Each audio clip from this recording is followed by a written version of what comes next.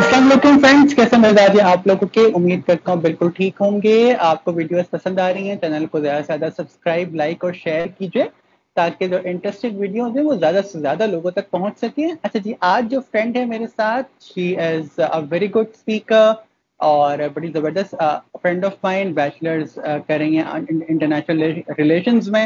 हमारे साथ है जनाब समरा साहिबा। अस्सलाम वालेकुम समरा, कैसी हैं आप? वालेकुम अस्सलाम वकार, आप कैसे हैं? अल्हम्दुलिल्लाह, अल्लाह का बड़ा करम। कैसा लग रहा है क्यूरेटर्स के प्लेटफॉर्म से लोगों से मुखातिब हो क्या आपको?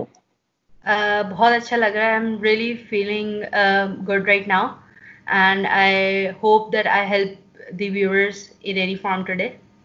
इंशाल्लाह। अच्छा समर, अगर अपने मुतालिक लोगों को बताना चाहेंगी इससे पहले कि हम टॉपिक पर आएं।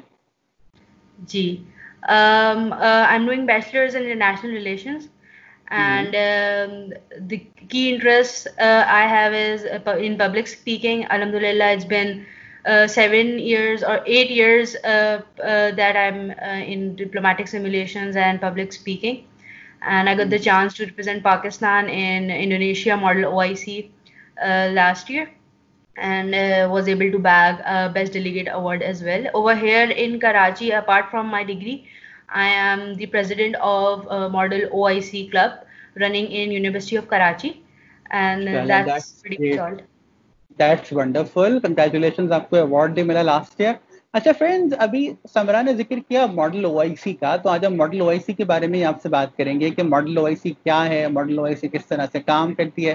तो समरा, जब हम मॉडल ओआईसी की बात करते हैं तो what are we actually referring to?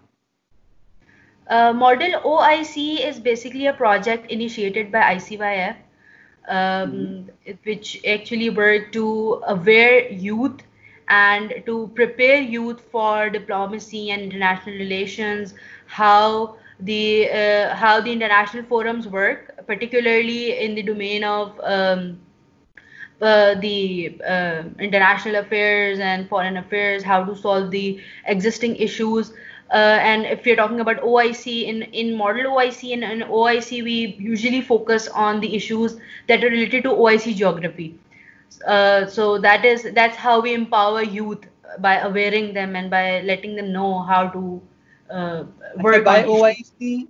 Bye OIC we mean organisation of Islamic council, right? Organization of Islamic Corporation. जबरदस्त, दैट्स वंडरफुल। अच्छा, तो ये किस तरह से स्टार्ट हुआ था एमओआईसी? यानी एक जाहिर सी बात है, एक ऐसा काम जो यूथ के लिए, खासतौर पे इस्लामिक वर्ल्ड की यूथ के लिए, तो ये किस तरह से, how it all started? Yes, basically ICYF is a subsidiary organ in OIC that works for youth particularly. So they जबरदस्त। decided to open model OIC clubs in all the Muslim states that are the part of OIC. These small clubs run under the universities or under one banner, and they train youth to for policy making and the diplomacy basically. So how it happens that first you have to go through a recruitment process and then be a part of that club, in whichever university you are studying. If that university have that club running, then there is a whole training process. After the training process, they are allotted different states for which they have to debate on, and they end up making up a draft resolution which is passed by the votings of the members, and that draft resolution contains the solution of the prevailing issues in the Muslim world. And that's how the entire club structures work on. In the training process, we make them learn the research methodology, the diplomacy, how the OIC simulations work. In simulations, we try to copy the exact procedure, the exact ROPs that we follow in OIC in the actual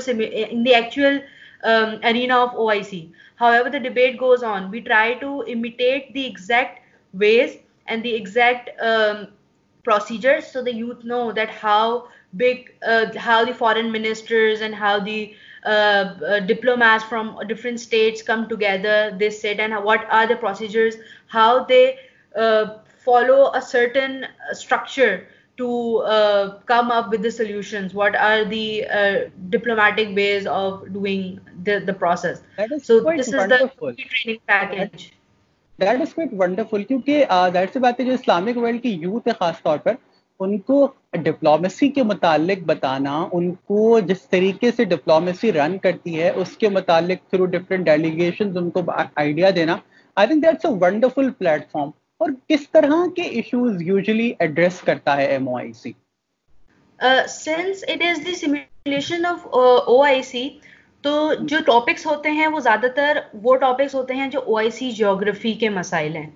मिसाल के तौर पे अगर आप ले लें, Palestine issue है, Syrian issue है, कश्मीर इशू है, या अगर आप थोड़े जनरल टॉपिक्स, इन्वायरमेंटल टॉपिक्स ले लें जो OIC स्टेट से रिलेटेड जो मसाइल हैं, वाटर स्कार्सिटी है, बहुत सारे OIC स्टेट्स जो हैं वो ज़्यादातर डेवलपिंग स्टेट्स हैं या अंडर डेवलप्ड स्टेट्स हैं, उनके जो इश्यूज़ हैं, रिफ्यूजीज इश्यूज़ हैं, जो मुस्लिम रिफ्यूजीज हैं उनके हवाले से, टेररिज्म हो गया, लॉ एंड ऑर्डर की सिचुएशंस हो गई, हर तरह की सिचुएशंस जो जिनका ताल्लुक मुस्लिम स्टेट से है, उन ही एजेंडाज को लाया जाता है सामने और फिर उन पे एक पॉलिसी निकाली जाती है या सॉल्यूशंस उसके जो है वो सजेस्ट करते हैं ये हमारी यूथ। अच्छा, ये जो पॉलिसीज होती हैं जो यूथ निकालती है, तो जो हर साल एक OIC का बाकायदा इजलास होता है जिसमें डिफरेंट कंट्रीज के सरबराहान जाके शिरकत करते हैं, तो क्या उसमें भी ये पॉलिसीज भेजी जाती हैं in order to make sure कि ये to the best possible level उठाई जा सके? ये हम जो सोल्यूशन जो हम लोग बेसिकली जो ड्राफ्ट जो रेजोल्यूशन पेपर यहाँ से हम लोगों के से पास किया जाता है, वी मेक श्योर कि वो जो रेजोल्यूशन पेपर्स है वो ICYF में सबमिट हों और वो गो थ्रू करते हैं कि स्टेट की जो यूथ है वो क्या सोचती है, वो किस तरीके से इस एजेंडा को देखती है और उनके पास क्या सोल्यूशंस हैं। बिकॉज आपको भी पता है, हमें भी पता है और हमारे व्यूवर्स को भी इस बात का अंदाजा होगा कि आजकल की जो यूथ है वो काफी अवेयर है और यही यूथ है जिसने आगे जाके मुस्लिम उम्मा के बैनर को भी प्रमोट करना है, चलाना है। तो सबसे बेहतर तरीका ये है कि इन्हीं की राय ली जाए क्योंकि फ्यूचर इन्होंने ही आगे जाके संभालना है। तो अगर इसी लेवल से उनको इस चीज की ट्रेनिंग दे दी जाएगी कि वो क्रिटिकली किसी सिचुएशन को देख सके और सोल्यूशन बेस्ड उस पर डिस्कशन कर सकें, तो मेरे ख्याल में ये एक फ्यूचर के लिए एक बेहतरीन स्टेप होगा। और उसके साथ साथ मुझे जो सबसे ज्यादा अच्छी चीज लग रही है MOIC के बारे में जानकर, और आई एम श्योर कि हमारे व्यूअर्स को भी लग रही होगी, कि किस तरीके से यूथ को मुकम्मल तौर पर फंक्शनल करने की कोशिश की गई है। और खास तौर पर क्योंकि अगर मुस्लिम वर्ल्ड की बात की जा रही है तो यकीनन जो मुस्लिम वर्ल्ड के लोग हैं उन्हें बहुत कुछ सीखने को मिलता होगा। तो एजेंडा बेस्ड यकीनन आपकी सिमुलेशंस होती होंगी, तो किस तरह का एजेंडा यूजुअली सिमुलेशंस के अंदर डिस्कस होता है और क्या यूथ को अलाउ होता है कि वो अपनी मर्जी का भी कोई टॉपिक लाएं तो ला सकते हैं इसके अंदर? जी देखिए, me being the president of our club, हम लोग इस तरीके से करते हैं कि हम लोग 2 से 3 एजेंडाज एक सिमुलेशन में उनके सामने रखते हैं और जो भी हमारे के मेंबर्स होते हैं वो कोई ना कोई एक कंट्री को रिप्रेजेंट कर रहे होते हैं एज अ डिप्लोमेट, और वो एजेंडाज को उनके ऊपर छोड़ा जाता है कि उन 2 या 3 एजेंडाज में जो कमेटी हम लोगों ने बनाई है OIC की, जो सिम्युलेटेड कमेटी है, उसमें उन तीनों एजेंडाज पे वोटिंग की जाती है और जिस एजेंडा को ज्यादा वोट मिलते हैं उसी पे मजीद 2 दिन 3 दिन जो है वो एक सोल्यूशन बेस्ड डिबेट होती है।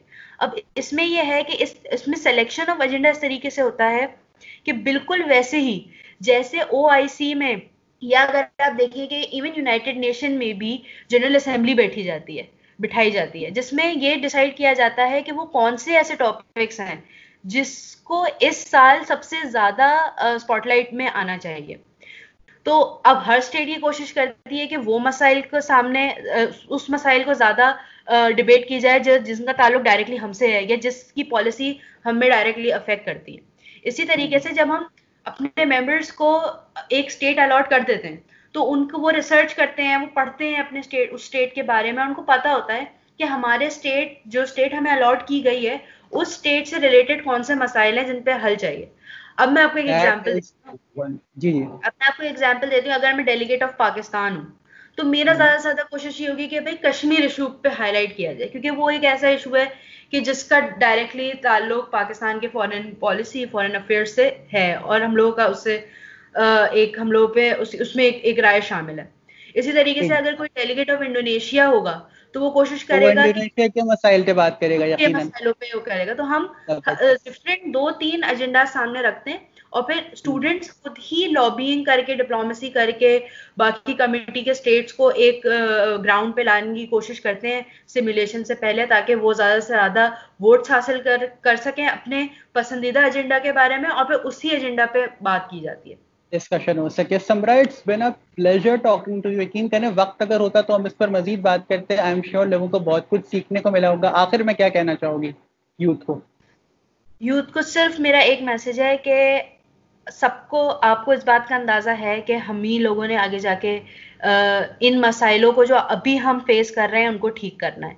तो एक तरीका इसका ये है कि हम अपने आप को फुल्ली अवेयर करें सबसे पहले, और सोल्यूशन बेस्ड एक क्रिटिकल थिंकिंग अपने दिमाग में हर मसले को, मतलब सिर्फ कंप्लेन करना छोड़ दें, अवेयर रहें कि ये मसला, इस मसले का किस चीज़ से ताल्लुक है, और सोल्यूशन बेस्ड थिंकिंग अपनी क्रिएट करें, क्योंकि आगे जाके अब कोई हमें नहीं मिलेगा ठीक करने के लिए, अब हमें ही ठीक करना है।